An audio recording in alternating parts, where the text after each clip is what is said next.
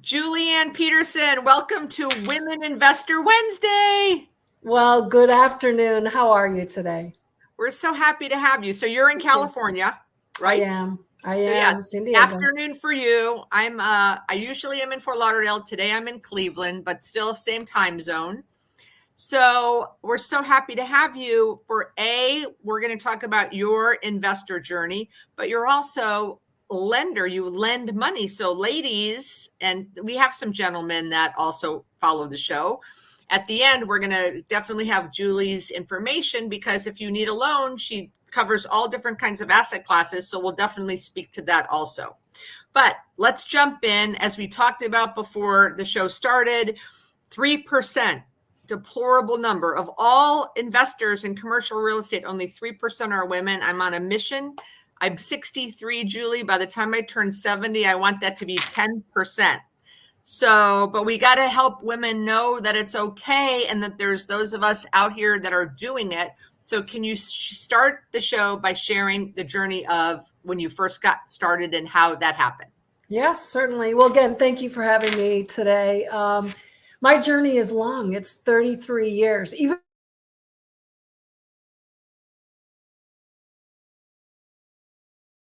an advocate for people buying homes, not paying a landlord. And I said, I'm going to be the landlord. I'm not going to rent for the rest of my life. I want to take charge.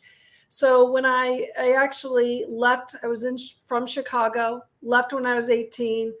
I was racing bicycles at the time, and I ended up working for a bicycle company and bought my first home when I was 22 years old, $250,000 in Los Angeles. Wow. I used to call on bike shops, and at the time, it was we had the riots come through LA, and several of my large investors, not investors, bicycle shops had been looted and shut down. And Oh, I was in a situation where I needed to, I knew my rent or my mortgage payment was due, and ended up giving my home, $250,000 home, away to a friend. And I said, I'm going to go move up to Northern California because there was another location for me to do my job up there. And I gave him my home for $4,000, and he made the payment. So I move up to Northern California. I buy a house up there. We double our money. So I'm here to tell you there are cycles in this. It goes up and it goes down. So I've ridden this probably through 4 cycles. And so, not to say, don't get into real estate or now is not the time. It's always time. You just have to be prepared. So I bought single family, moved back to Chicago, bought more. It was small multis, got up to a 20 unit building. And my lenders kept saying, just go away. And I said, I'm not going away. They said, well, you need partners. I said, I don't want to deal with partners. So lo and behold, figured it out, got educated, and I had done so many loans up to that point. I said, I really want to be a lender. So about 11 years ago, I decided to get into lending. And I have 4 children. They were somewhat small. My husband was doing a lot of traveling. So I ended up being a lender for a short time. Said, you know what, I'll be back. I need to stay home with my kids a little bit longer. I was managing all of our properties, so I was busy. And I returned about 8 years ago as a lender, working for Old Capital. And at that point, we saw such a growth in multifamily. My husband at the point was saying, you know what, I'm done with single family. And I said, well, I'm not done. I want to continue. This is my passion. I've been doing it, had in my mind since I was 14 that I want to stay in real estate. So we ended up selling our properties. I invested passively. And then I said, you know what? I'm used to seeing my P&L statement every day. I need to get back into it as an operator. So I found my partners, and we have taken down, I've got 4 or 5 deals that I'm a general partner on. So I own and operate those. I've capital raised millions of dollars. So I'm a little different when it comes to the lending side of the business because I do it alongside my investors. I'm a great resource for them just because I've been in the trenches with them. A lot of these, men, as we, it's predominantly been men, right? Men in the blue suits and the brown shoes, young whippersnappers. So when I came into it, I was very refreshing for a lot of folks, and for the women that were in it, it was refreshing to be able to sit and chat with another woman, another mom, right? So I would have to say over the last 8 years, we've seen a huge influx of women into this community. So you are making a difference. Let me ask you this. Sure. In the last year that you've been in the lending arena, just the last, let's say 12 to 24 months, can you think of how many women of all of the loans how many of all of the loans you've done in the last 24 months? Let's say 10 loans, 20 loans, 50 loans. How many were women? Oh, not spouses that were signing on their husband's deal. Yeah. I would say at least half of them were Wow. guarantors. Absolutely. Either guarantors, they were, there's typically 3 positions in a multifamily deal, capital raiser or a asset manager or an acquisition manager. And all of them have at least had 1, if not 2 in those positions. So what about GPs? Like how many? Those would be the general partners. Okay, so general part. So you're saying that there's a group of 3 people. One raises the money, one's the asset manager, and one finds the deal. And there's 3 people that are GPs. And you're saying in most of those groups, one of those 3 people are a woman. Absolutely. And not the spouse of one of the other 2. Oh, no. These guys are active women on the deals who found it, capital raised it, or are asset managing it. I need to meet those women. You need to send me all those women for this podcast because that's amazing. 2 years ago at my conference, I had on stage a lender panel. Mm-hmm. I had a local regional bank, I had Principal Mutual Life, and I had a mortgage broker. Mm-hmm. The Principal Mutual Life lender was female or male? All 3, only females speak That's at right. my conference. That's right. Okay. So the Mary, who's with Principal Mutual Life, was in the business at the time 39 years. Mm-hmm. And I said, of all of the loans you've done, how many have you done with women? And she said less than 1% in 39 years. The regional bank woman who had been in the business, I think she said 32 years. She said, I can think of 1 woman that wasn't the spouse. Mm-hmm. And the young mortgage broker, she was in the business only 5 years. She said she's never done one. Yeah, no, I think especially over the last couple of years, we have seen a huge influx. I'm so happy. Yeah, absolutely. Yep. So can you go back to, let's say, your first multi? Were you scared? How'd you find it? I think you said you didn't have partners in the beginning. How, you were already a lender. So a lot of times, like for me, even buying shopping centers, going to get so I was at LP 7 times before I went and GP'd my first deal. And going to get that first mortgage, I was scared to death. Because it was just an unknown. I hired a mortgage broker just because I just was scared, didn't know, they put the package together to go out to all of the lenders. Obviously now, many years later, I don't hire a mortgage broker anymore because I've got the lending relationships. But in the beginning, it helps because they help walk you through the process. So what was your first multifamily at, like you said, 20 or 24 unit, or what, like 4 or 8? How big was it? So, I had a bunch of single family, then I got into duplexes, then I got into I stayed within the residential lending. Right.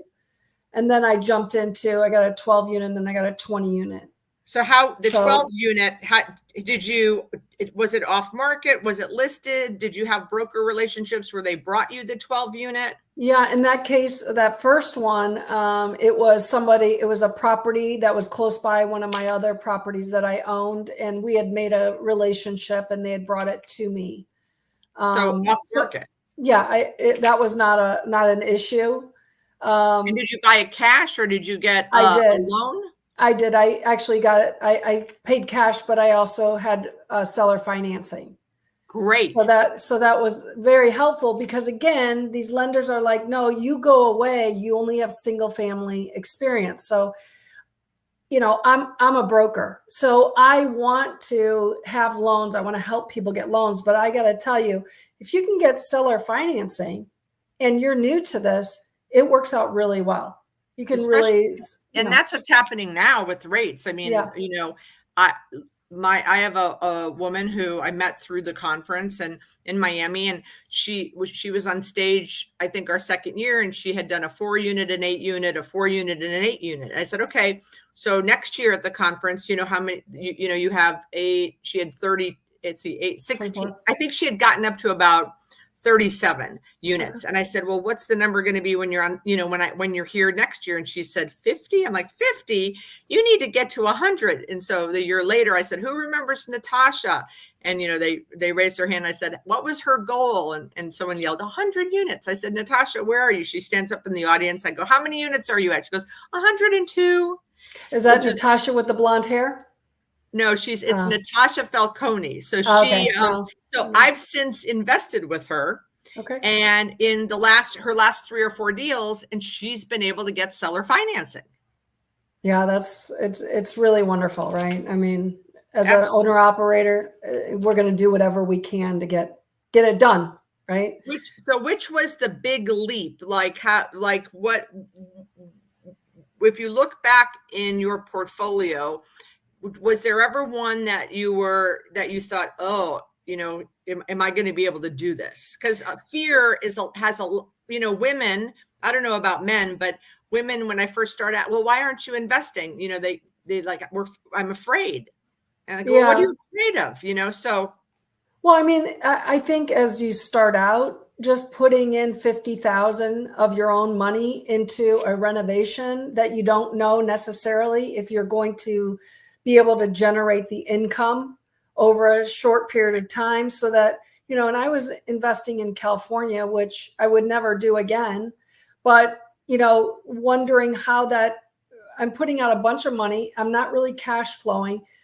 And we do, it's appreciation play here in California. So, you're going a little bit deeper into debt when you do things like that, but it's risky. So even on the smallest deals, there's a sense of risk and fear, right? Right. So those are, I did have fear when we went into this last deal, which was a bridge loan. And when we took it out, rates were at 3.5. Right. And never thought that our interest rates would be at 9.5, which they are today. So that's been somewhat of a challenge, if you will. And, I can only tell you it's having the right partners in the right places that, is going to excel your business. So how did you go from saying, I don't want to have partners to now having partners? Well, I recognize that it really is the only way you're going to do these things together. You need more money. You need more net worth. As a lender, you need net worth, liquidity, which is cash, and you need experience.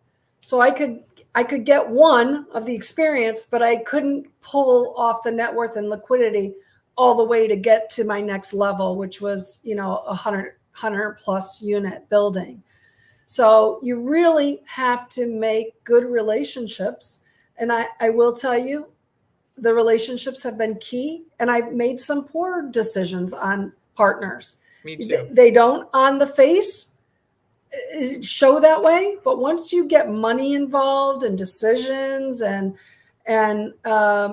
vision and values, I think you can start to see cracks in them. So yeah, I always say, I had a big blender with a partner. So, but I continue to do partnerships. I'm a GP.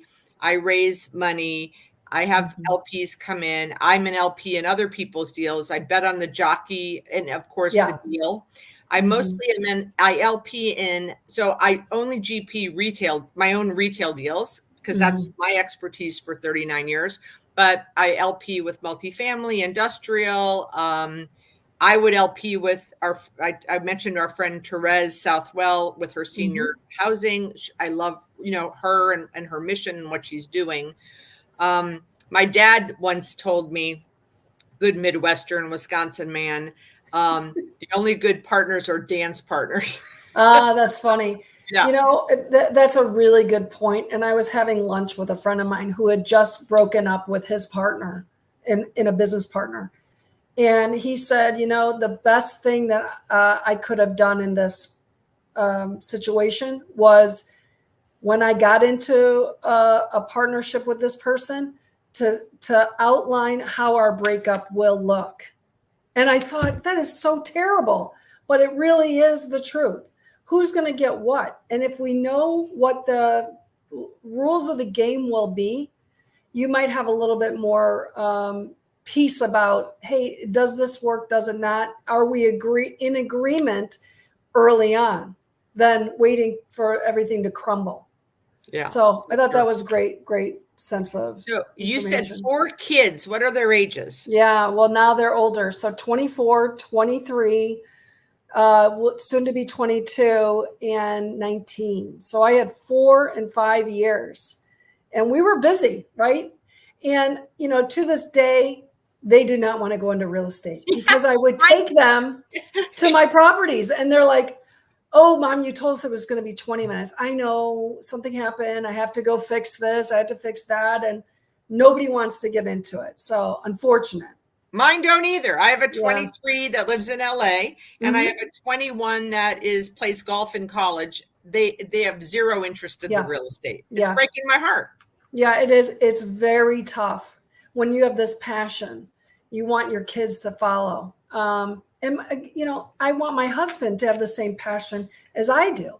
And that's, that comes up on a lot of conversations like, hey, why don't you come over to my side? He's like, well, why don't you come over to my side? So, I'm not going to his and he's not going to mine. So, There you go. but, I do love seeing couples that are doing multifamily or other real estate transactions together. It's very enlightening. It's very encouraging. Absolutely. And Yeah. people go, why do you hate men? I don't hate men. I love men. I just want more women to do this, right? Yeah. I don't want them to think that the only thing that they can invest in is the stock market or their 401k, Yeah. right? Mhm. So let's talk about lending for a little bit, because Mhm. my audience, absolutely, they're out buying. They need loans. Do Sure. you lend all over the country? Tell us about the service. Yeah, sure. So we are brokers. We call ourselves bankers because you come to us for money. So we'll do debt and equity. We start at $1 million and we are nationwide. So we work with bank, bridge, agencies, CMBS, hard money, Gap, Lifeco. So there's not a deal that we can't do. We typically close about $1.2 billion a year. Wow. We've closed already 8,000 loans in our 10 years. So when you're looking for a lender, you've got your investor capital that's sitting waiting to close. You have your earnest money deposit that's of concern, right? You've got seller pressure. You've got a lot on the line. And so you want to have somebody that has a track record, who knows brokers, who knows how to close with lenders. I think a success story really has a lot of impact for getting deals done. Absolutely. That's $1.2 billion is crazy, and Yeah. 8,000 loans. Do you have asset class that you like to lend on more than others? Yeah, so we really got started in multifamily. 38 years ago, we started in single family and then have moved into, over the last 15 years, into multifamily. So we are specialists. We work with a lot of education programs to help them help their students. We really are about education. So we have our Old Capital Conference that will be in October, the 9th and 10th in Dallas. This is the place you want to be. If you're looking to meet people for sponsorship, for brokers, this is the place to go. And we really want, it's not like we're wanting to sell you something. We really want to educate our investors that we work with.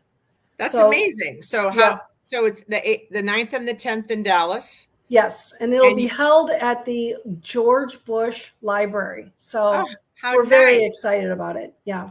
Are there a lot of women that attend? I would say you'll probably find 30% of the people will be women.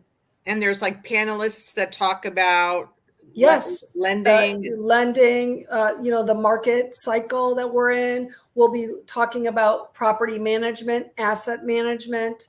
We'll have broker panel to know what's going on in each of the different markets. It is really informative, and also a lot of networking going on. And we serve lunch. It's one of the best. That's amazing. I'm going to look into that. That would be great. So it's oldcapitalconference.com. We'll get you more information. And then I do the Zoom at 8, which has been going on for 5 years. We meet every Tuesday at 8 p.m. Eastern. And I bring a live conversation to our audience with an industry expert. So last night we had an education program. So I want to introduce my people, because I say 2 things. One, you need to invest in yourself, meaning invest on how to do real estate. Right. And then the second thing I say is invest in someone else's deal. Because if you think you want to be a general partner where you're syndicating, or you're a general a joint venture partner, you need to understand how to communicate with your investors. If you've never experienced that, let's say you sign up for a syndication and it's every 6 months. They give you feedback on how the deal is. As I said at the beginning, I was used to seeing my operating statement every day. Yeah. So if it's 6 months, it's every quarter, I go crazy. So if I'm looking, I didn't know that until I got into a limited partnership. Right. And I said, no more. It has to be monthly for me in order for it to work for me. Right. So you wouldn't know that. And that's so true, right? I mean, some do it monthly, some do it quarterly. And that's a question that you have to ask when you're investing. How often are you going to be communicating with us? Yes, absolutely. Yeah. So, these types of education programs are out there. Like Old Capital, Zoom at 8 is there to help you as an investor meet people, understand the market, look for partners. We've got attorneys, insurance brokers, they all come. So it's a place that you can check into. That's awesome. When you have partners, do you do prefs and promotes? You mean as in like preferred returns, returns and promotes? We always do preferred. I should say in the past we have. I haven't bought a deal in a year. Got it. It's hard. It's hard to buy. And the trend really was preferred returns. Yeah. Back 8 years ago, 5 years ago, people were not doing preferred returns. But as the deals got larger, we needed more incentive. Why to come to my deal? Right. So, right. Exactly. Yeah. Well, okay. So since most of the listeners are want to be investors, what would be your advice to them to get started? Yeah. And as I mentioned, you do need to invest in yourself. So you're going to need to spend some money. Now, depending on how fast you want to go in this community, you can do it for free. But if you want to get going, and now is the time to really invest in yourself. There are going to be more and more deals next year, the year after. The spigot is being turned off for new construction. So we're not getting any less population. So the time right now is to educate yourself, spend some money, find an education program that works for you, that resonates with you. There's several women programs out there. I don't like to necessarily say I'm only going to work with other women. I got to tell you, the women, my partner is a female and she is a rock star. I can't find anyone better. But to say that, men look at things very different than women. And Right. it's good to have a male's input on the team. I agree. Yeah, I agree. Yeah. But, when choosing an education program, find something that resonates with you, that feels right. And yeah, and I, a lot of women that when I interview them, I ask this question, and some have done meetups, right? Like with real estate groups, and then they get to share and listen to other people's stories of what they're working on. Some have done mastermind programs. Mm-hmm. Some have, had hired mentors. Like there's all kinds of ways. Last 2 years ago, when I started wanting to diversify doing LPs in different asset classes, I joined a mastermind. It was $31,000 a year. I told a few of my friends and they were like, what? I go, there are many programs that are a lot more than that. Absolutely. Absolutely. So, but again, women don't talk about money, and a lot of them don't invest in themselves, like you say. Mm. Yeah, I talk about money all the time. Even though I'm a lender, I talk about money because as a mother of a large family, we have a budget, right? And so we always were talking about money. How can we save it? Because I did not want to be on the street. I want to have a future. I want to grow my portfolio. So I would encourage women all to coordinate with each other, have these conversations, find a mentor. And if it's male or female, whatever it is, find somebody that can help hold your hand to move along this journey. It's so important. And are your kids, how many daughters and how many sons? I have a boy, girl. So I'm equal, and I've got 3 left-handers and 3 right-handers. So we are as equal as possible. Amazing. Yeah. Well, Julie Anne, thank you so much for your time. I'm so happy we got to meet. I'm definitely going to look at this conference because I love to go to conferences and meet women investors and men investors. But thank you so much for your time. And are you still bike riding? I am. I used to teach spin, which, you sit in one place for 26 years. We went nowhere for 26 years on a bike. COVID hit and I kind of shut that down. But you know what? I've transitioned from race bike to electric bike, and it's a little bit different experience. For sure. Yeah. Well, thank you so much. So appreciate it. And audience, reach out if you need a loan. Call Julie. Thank you so much. I look forward to connecting.